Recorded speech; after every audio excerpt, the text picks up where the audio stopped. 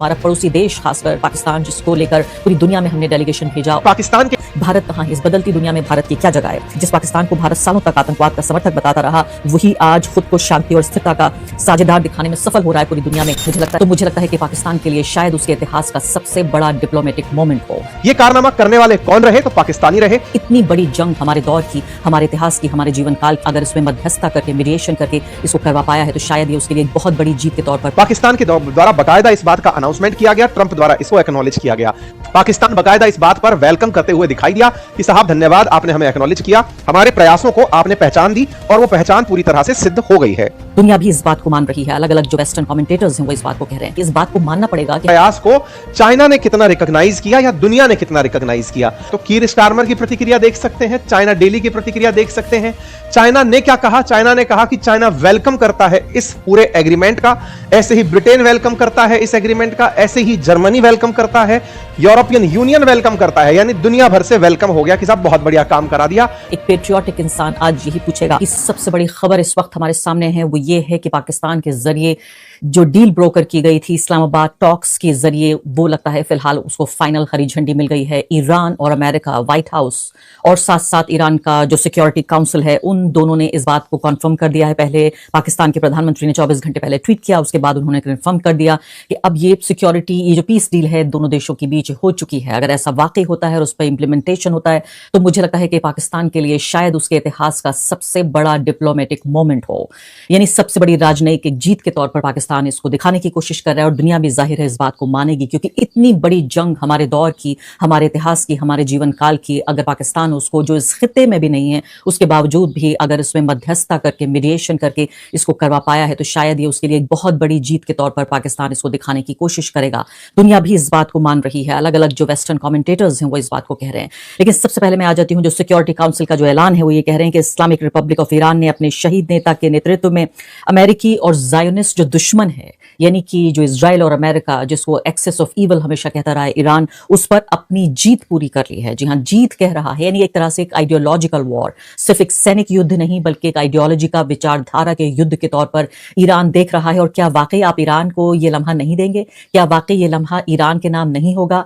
क्या वाकई इतनी लंबी जंग जीतने के बाद, और ये जंग उसके ऊपर थोपी गई, उसके ऊपर मुसल्लत की गई, ये जंग ईरान ने शुरू की होती तो शायद मैं इस शब्दों का इस्तेमाल नहीं करती। और मैंने आपसे शुरू से इस बात को कहा था, तमाम तरह की सिक्योरिटी के जो एक्सपर्ट्स हैं उनसे बातचीत करा के, जिनमें से एक ने भी ये नहीं कहा कि उसको कोई डाउट था कि ईरान पर जो फिलहाल ये वॉर चल रही है, पूरे तरीके से इसी चैनल पर बार बार आपने मुझसे सुना कि ईरान ये जंग जीतेगा, ईरान अपनी शर्तों पर ये जंग जीतेगा, और आज वही हो रहा है।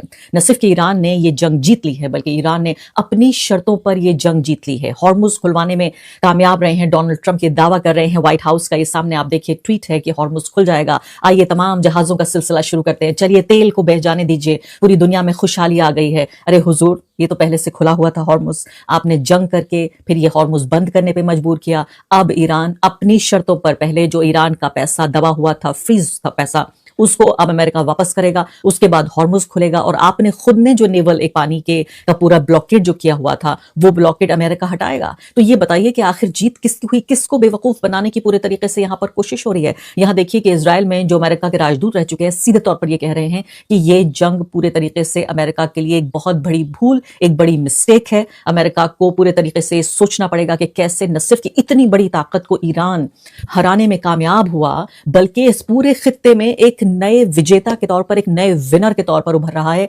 जहां खित्ते की बाकी जो ताकतें हैं वो सीधे तौर पर अब ईरान के करीब आना चाहती हैं, बातचीत करना चाहती हैं, और जो भी कोई उनकी दुश्मनी रही हो उसे खत्म करना चाहती हैं। तो थाली में रखकर इस जीत को ईरान को सौंप दिया है अमेरिका ने। अमेरिकी जनता पूछ रही है कि वाकई ये जीत, ये जंग आखिर लड़ी तो क्यों लड़ी गई? और जरा सी बात याद दिला दूं, कभी आप सब भूल गए हो, कहा जा रहा था कि आतंकवाद के खात्मे के लिए, न्यूक्लियर वेपन्स को खत्म करने के लिए और सत्ता परिवर्तन के लिए इस जंग को शुरू किया। ये सब कुछ तो नहीं हुआ। ये जरूर है कि अमेरिकी जनता इतनी परेशान हो जाए और कल को सत्ता परिवर्तन अमेरिका में हो जाए, अमेरिका में बढ़ चढ़कर इस बात को लेकर आवाज उठ रही है। क्या ये वो लम्हा नहीं है जब राष्ट्रपति डोनाल्ड ट्रंप को रिजाइन कर देना चाहिए, इस्तीफा, अपनी नाकामी को कबूल करते हुए इस्तीफा दे देना चाहिए। अब भारत के नजरिए से बातचीत करती हूं। यहां पर पवन खेड़ा नए नए राज्यसभा एमपी बने हैं। उन्होंने बहुत महत्वपूर्ण बात रखी है कि किस तरह से इस पूरी जो डील हुई है, इसमें इस बात को मानना पड़ेगा कि हमारा पड़ोसी देश, खासकर पाकिस्तान, जिसको लेकर पूरी दुनिया में हमने डेलीगेशन भेजा और उसको अलग थलग करने की हमने कोशिश की, और हम किस तरह से, लेकिन उसके बावजूद भी क्या डिप्लोमेटिकली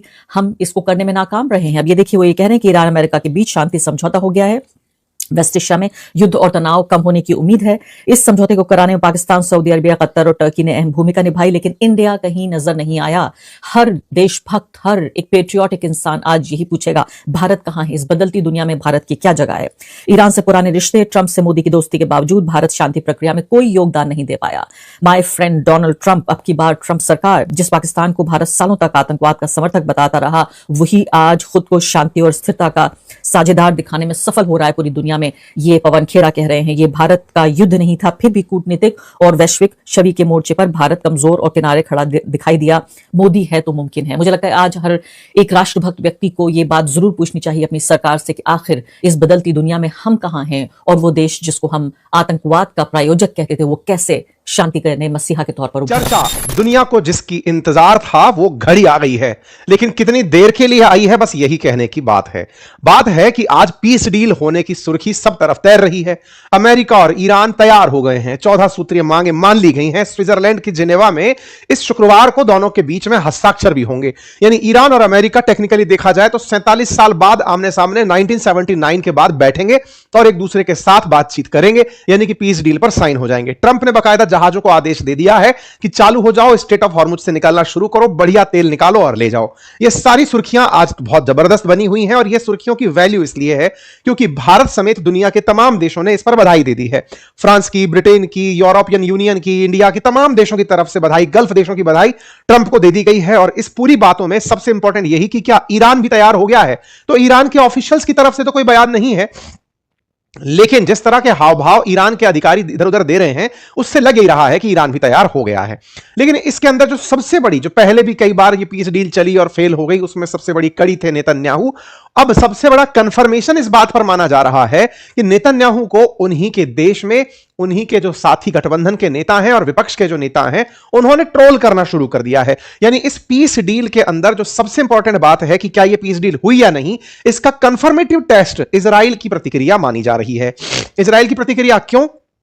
क्योंकि नेतन्याहू के द्वारा जिस तरह से इस पूरी घटना के ऊपर प्रतिक्रिया दी, या इनके साथी राजनेताओं ने कहा कि नेतन्याहू ने इजराइल बर्बाद कर दिया और इजराइल अब आगे नहीं बचेगा, यह पता लगाता है कि पीस डील में इजराइल को रोकने की बात कही गई है। मतलब इस तरह से कहा जाए कि इस पीस डील में कहीं ना कहीं इजराइल और अमेरिका के बीच रार पैदा होने वाली है। यह कारनामा करने वाले कौन रहे? तो पाकिस्तानी रहे। देखने वाली बात यह है कि क्या वाकई में फ्राइडे तक भी पहुंच पाएगी यह घटना या नहीं, क्योंकि 19 तारीख को साइन होगा सारा एग्रीमेंट। पाकिस्तान के द्वारा बाकायदा इस बात का अनाउंसमेंट किया गया, ट्रंप द्वारा इसको एक्नॉलेज किया गया। यह रविवार की रात की खबर है। पाकिस्तान द्वारा कुछ इस प्रकार से ट्वीट किया गया प्रधानमंत्री के द्वारा। फिर ट्रंप ने लिखा कि deal with the Islamic Republic of Iran is now complete, congratulations to all, और I hereby fully authorize the toll-free opening of Strait of Hormuz and simultaneously herewith authorize the immediate removal of United States naval blockade. Ship of the world starts your engine, let the oil flow. President Donald J Trump. भाई साहब, जैसे ही इन्होंने ये बात कही, इस तरह की सुर्खी बनी कि जहाज चलने शुरू हो गए हैं। तो एक आध वीडियो भी बाहर निकल कर आ गए कि देखो साहब, जहाज स्ट्रेट ऑफ हॉर्मुज क्रॉस करके जा रहे हैं। पाकिस्तान बकायदा इस बात पर वेलकम करते हुए दिखाई दिया कि साहब धन्यवाद, आपने हमें एक्नॉलेज किया, हमारे प्रयासों को आपने पहचान दी, और वो पहचान पूरी तरह से सिद्ध हो गई है। अब बात यह है कि पाकिस्तान के इस प्रयास को चाइना ने कितना रिकॉग्नाइज किया या दुनिया ने कितना रिकॉग्नाइज किया। पाकिस्तान के द्वारा वेलकम और फिर इसके बाद में दुनिया की प्रतिक्रिया। तो कीर स्टारमर की प्रतिक्रिया देख सकते हैं, चाइना डेली की प्रतिक्रिया देख सकते हैं। चाइना ने क्या कहा? चाइना ने कहा कि चाइना वेलकम करता है इस पूरे एग्रीमेंट का। ऐसे ही ब्रिटेन वेलकम करता है इस एग्रीमेंट का, ऐसे ही जर्मनी वेलकम करता है, यूरोपियन यूनियन वेलकम करता है। यानी दुनिया भर से वेलकम हो गया कि साहब बहुत बढ़िया काम करा दिया। ऐसे ही तुर्की की तरफ से, इधर से जॉर्जिया मेलोनी की तरफ से, यूएन की तरफ से, फ्रांस की तरफ से, मार्क कार्नी कनाडा की तरफ से, तमाम देशों की प्रतिक्रिया और उसके बाद में भारत की प्रतिक्रिया भी। सबने वेलकम कर दिया कि साहब बहुत बढ़िया हो गया, फैसला हो गया आप लोगों के बीच में, बधाई हो बधाई हो बधाई हो। यहां पर कतर की भी प्रतिक्रिया देख लो, सब तरफ की प्रतिक्रिया। जो नहीं है वो क्या है? केवल कुल मिलाकर के साहब ईरान की कोई प्रतिक्रिया इस पर नहीं है। अब ईरान ने क्या शर्तें हैं जो मान ली, ईरान की मीडिया में क्या चल रहा है, अब मैं आपको वो बताता हूं। भारत की तरफ से, विपक्ष की तरफ से, सत्ता पक्ष की तरफ से, सब तरफ से बधाइयां हो गई। कहा जा रहा है कि जेडी वेंस जून 19 के दिन होने वाली इस सेरेमनी में जो स्विट्जरलैंड में साइन होगी, इसके अंदर वो जाएंगे। जेडी वेंस की तरफ से ये जानकारी दे दी गई। ये भी चर्चा है कि ट्रंप भी जा सकते हैं और ये साइन हो सकता है डिजिटली भी कर दिए जाएं। अब डिजिटली करने का मतलब यह हुआ कि यहां पर ट्रंप के साथ साथ यहां पर जो सुप्रीम लीडर थे खमनेई, उनके बेटा मुस्तफा खमनेई जो है वो डिजिटली इसको साइन करेंगे। यानी कि यहां से और ट्रंप की तरफ से, दोनों तरफ से अधिकारी तो प्रेजेंट होंगे, लेकिन हो सकता है ट्रंप खुद भी जिनेवा चले जाएं। उनके लिए ये बड़ी बात कंसीडर की जा रही है। हालांकि इसके अंदर क्या बातें हुई इसकी कोई भी अभी तक बाहर चीज निकलकर नहीं आई, लेकिन ईरान की मीडिया क्या चला रही है वो देखिए। ईरान की मीडिया कह रही है कि ईरान और लेबनान दोनों, बाकी सभी मोर्चों पर युद्ध तुरंत बंद होगा। मतलब ईरान ने अपने साथ साथ लेबनान के लिए भी सुरक्षा मांग ली है, बोले युद्ध बंद होगा। नंबर दूसरा, अमेरिका और इजराइल फिर कोई और नया युद्ध शुरू नहीं करेंगे। मतलब दोनों इस बात की गारंटी देंगे कि और कोई युद्ध अब हम नहीं करेंगे। अमेरिका इजराइल की ओर से गारंटी देगा कि अमेरिका यह कहेगा कि इजराइल ने बम चलाया तो हम जिम्मेदार हैं। नंबर 4, हॉर्मुज से अमेरिकी नौसैनिक हटाए जाएंगे, यानी कि नौसेना अमेरिका वाली हटेगी। ईरान के जहाज और समुद्री व्यापार पर लगी पाबंदियां खत्म होंगी। 30 दिन के भीतर समुद्री व्यापार को पहले की तरह बहाल किया जाएगा। हॉर्मुज स्ट्रेट दोबारा खोला जाएगा। ईरान का अरबों रुपया जो फ्रीज्ड है वो रिलीज किया जाएगा और फ्रीज्ड फंड का आधा हिस्सा तो सबसे पहले फ्री किया जाएगा। ईरान पर लगे हुए प्रतिबंध हटाए जाएंगे। अमेरिका प्राइमरी और सेकेंडरी दोनों तरह के प्रतिबंध हटाने की बातचीत करेगा। अमेरिका 30 दिन के भीतर ईरान के आसपास के इलाकों में सैन्य मौजूदगी कम करेगा। ईरान परमाणु हथियार नहीं बनाने की अपने कमिटमेंट को दोहराएगा, बस बोलेगा। और जो 60% एनरिच्ड यूरेनियम है उस पर आगे बातचीत होती रहेगी। और तो और 60 दिन की आखिरी बातचीत होगी जिसमें परमाणु कार्यक्रम, प्रतिबंधों में राहत, युद्ध के बाद पुनर्निर्माण जैसे मुद्दों पर समझौते की कोशिश होगी। ठीक है, तो इससे बड़ी अमेरिका की हार कोई नहीं होगी। कौन सी हार? यह नहीं कि उसने इजराइल को रोक दिया, हार यह कि अमेरिका पूरी तरह से अब तक जितने जिंदगी भर में प्रतिबंध लगाए उसने ईरान पर, वो सब हटा रहा है। दूसरा, जितना पैसा उसने बंद करके रखा खुद के देश में और दुनिया भर के देशों में, उस पैसे को रिलीज कर रहा है। मतलब युद्ध में असल में जीता कौन? तो आंसर है ईरान। और तो और, क्या ईरान ने परमाणु कार्यक्रम रोक दिया? मना कर दी कि साहब बस जो एनरिच्ड यूरेनियम जितना है उतने पे रहिए, हम कोई परमाणु कार्यक्रम बंद नहीं करने वाले, हम परमाणु हथियार नहीं बनाएंगे। ये शब्द दोबारा दोहरा देंगे, पहले भी दोहराते आए हैं, अभी भी दोहरा देंगे।